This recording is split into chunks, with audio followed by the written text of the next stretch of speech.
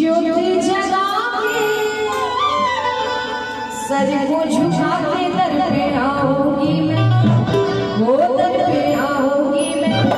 और जितने भी माँ के भक्त हैं और घर वालों से गुजारिश है, ऐसा नहीं कि भोज खाया घर छोड़े हुए, ऐसा नहीं है।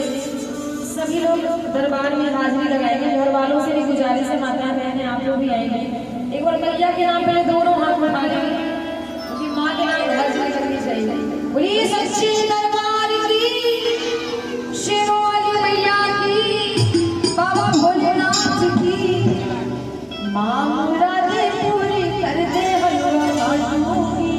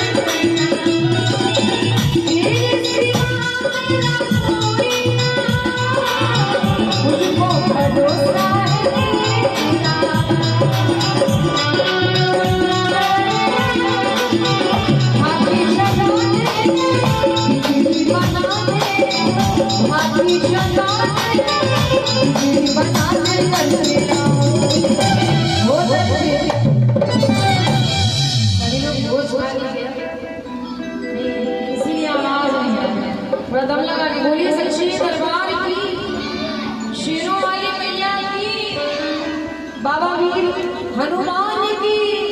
बोलिए जय श्री राम। सिर्फ आवाज इधर से आ रही है। बोलिए शंकर भगवान